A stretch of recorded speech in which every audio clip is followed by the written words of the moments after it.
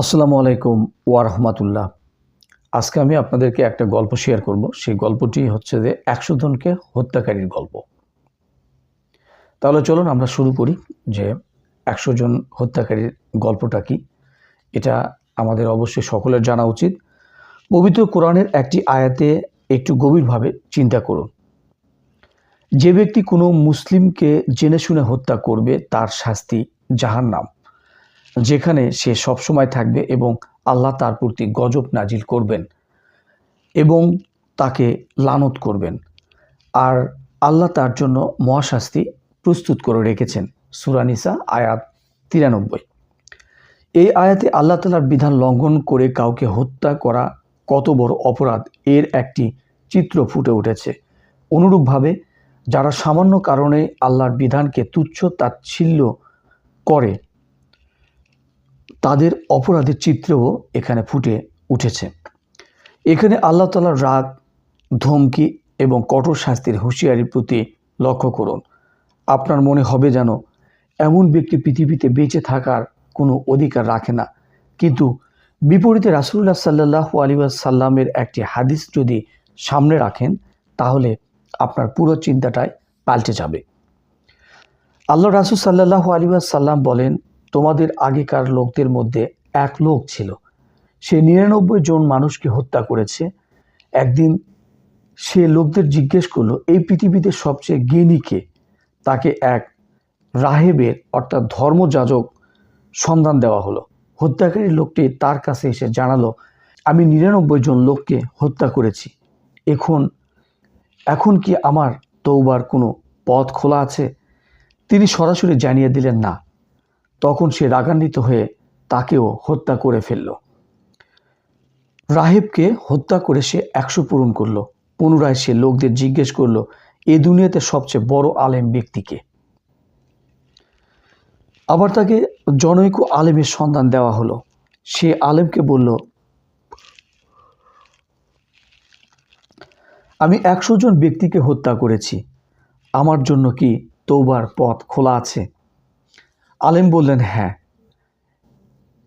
এমন কি আছেন যে ব্যক্তি তার মাঝে ও তার তওবার মাঝে প্রতিবন্ধকতার সৃষ্টি করবে? তুমি অমুক দেশে যাও, সেখানে কিছু লোক আল্লাহর ইবাদতে লিপ্ত আছে, তুমিও তাদের সঙ্গে আল্লাহর ইবাদতে লিপ্ত হও। নিজের ভূমিতে আর কখনো প্রত্যাবর্তন করো না, কেননা এ দেশটি তোমার জন্য ভয়ঙ্কর খারাপ।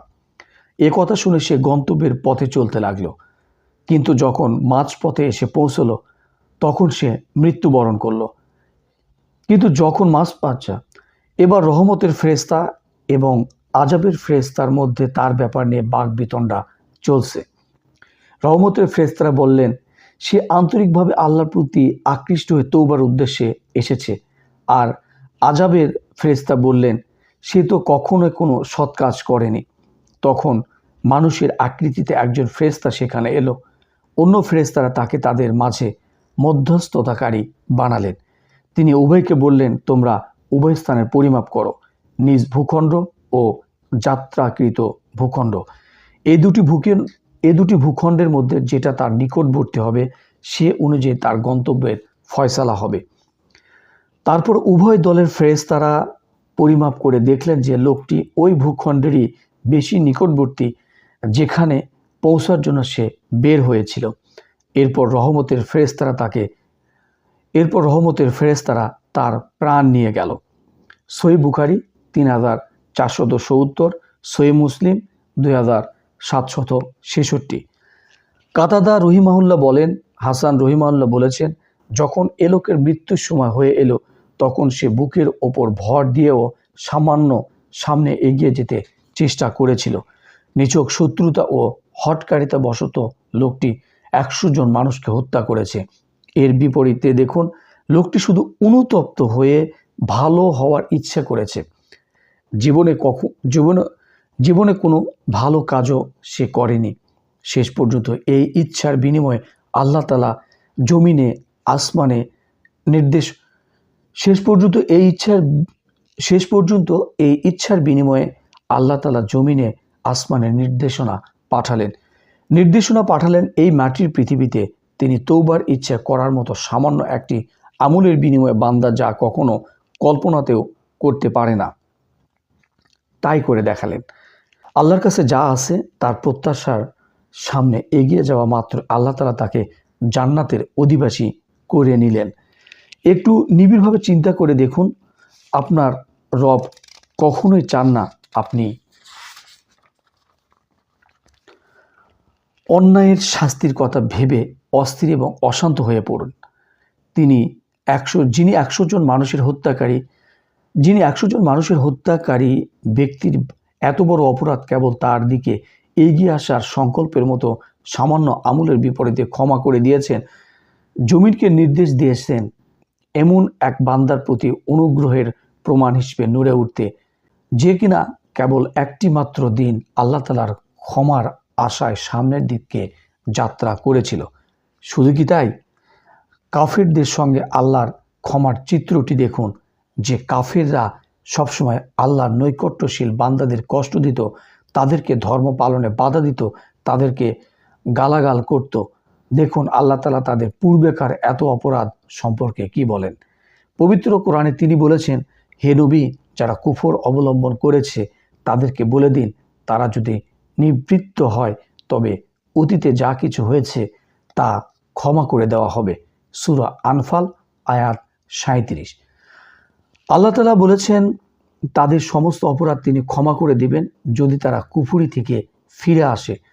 তিনি তাদের পরিপূর্ণরূপে পবিত্র করে দেওয়ার ঘোষণা দিচ্ছেন, যেন তারা কোনো দিন কোনো অপরাধী করেনি। সামনের এই চিত্র দেখলে আপনি কি বলবেন? আল্লাহ তাআলা কেবলই বান্দার গুনাহ মাফ করবেন না, বরং তার গুনাহগুলোকে পুণ্যে রূপান্তর করে দিবেন। অবিশ্বাস্য মনে হচ্ছে? পবিত্র কোরআন থেকে দেখুন। এবং যারা আল্লাহর সঙ্গে অন্য কোনো মাবুদের ইবাদত করে না এবং আল্লাহ যে প্রাণকে মর্যাদা দান করেছেন তাকে অন্যায়ভাবে হত্যা করে না এবং তার ব্যভিচার করে না, যে ব্যক্তি এরূপ করবে তাকে তার গুনাহের শাস্তির সম্মুখীন হতে হবে। কিয়ামতের দিন তার শাস্তি বৃদ্ধি করে দ্বিগুণ করা হবে এবং সে লাঞ্ছিত অবস্থায় তাতে সদা সর্বদা থাকবে। তবে কেউ তওবা করলে, ঈমান আনলে এবং সৎকর্ম করলে আল্লাহ এরূপ লোকদের পাপ রাশিকে পুণ্য দ্বারা পরিবর্তিত করে দিবেন। আল্লাহ তাআলা অতি ক্ষমাশীল, পরম দয়ালু।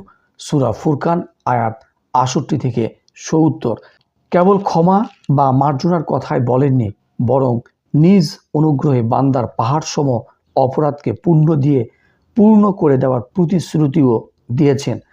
আল্লাহ তাআলা কি সুন্দরভাবে বলেন, তবে কেউ তওবা করলে, ঈমান আনলে এবং সৎকর্ম করলে আল্লাহ এরূপ লোকদের পাপ রাশিকে পুণ্য দ্বারা পরিবর্তিত করে দিবেন। আল্লাহ অতি ক্ষমাশীল এবং পরম দয়ালু।